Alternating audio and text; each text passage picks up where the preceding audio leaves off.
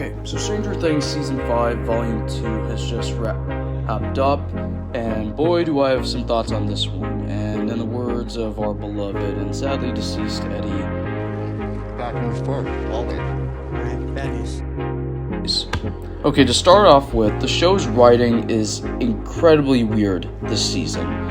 For a season that is supposed to be the end game, the final season, where everything is supposed to come to an end, where the stakes are really supposed to be building, the Duffers have really built this as, essentially the long night of, Stranger Things, if I were to make a Game of Thrones reference.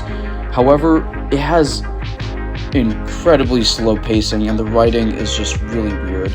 For example, it has these really long stretches of monologues where the characters just stop whatever they're doing and just talk to each other, and they're openly stating their feelings, which already within and of itself feels unnatural.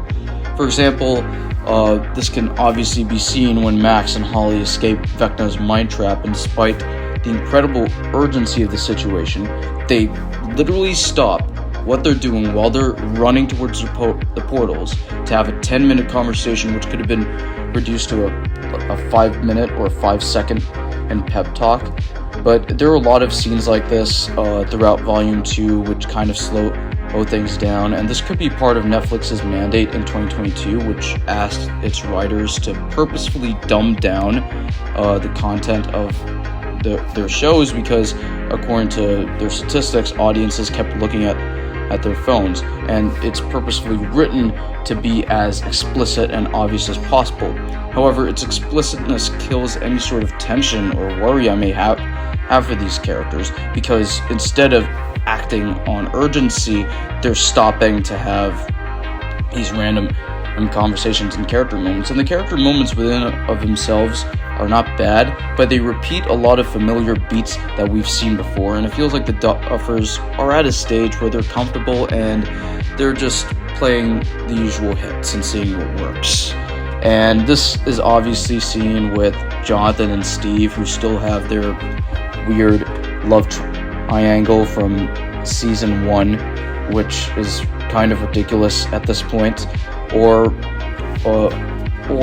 and this is going to be a very controversial opinion, Will's coming out was completely random and should have been pushed a little bit earlier in the season rather than coming out in literally episode 8, the episode before the finale, where they're going to have their final battle against Vecna, and this is the moment that Will decides to reveal that he's gay, which has been obvious since Season 2, I think, or Season 3, more or less, because it was in Season 3 that the actor tweeted out confirming Will's sexuality, and this is something that some characters have known. I think Joyce and Jonathan have kind of picked up on it, but I feel like instead of just having it explained to all these other characters, like even Kali is there in the background, it should have been a more personal moment with just the four boys, because they've been on this journey together.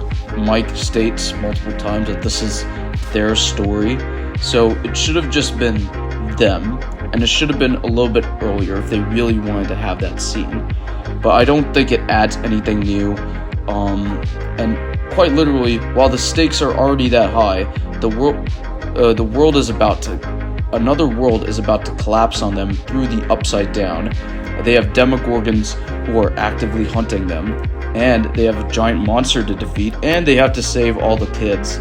So when you have all this going on, it feels like to randomly stop the plot just for that moment doesn't really work. Those moments need to be integrated into the plot to continue to advance it forward, and that's how I think it needed to go. In addition, I think the rest of the other side characters, I think at this point, are fine, but there are several inconsistencies with the way in which they're written. For example, when Max wakes up from her coma, before that, she still believes that Hopper's supposed to be dead, yet when she sees Hopper in front of her, there's literally no reaction, not even a shock face. And again, I feel like this may be a symptom of the Duffers having way too much to juggle and with way little time. And as a result, the rest of the side characters suffer from this, where the cast is starting to feel a little bit bloated. Like, I'm sorry, do we really need Erica in literally every single moment?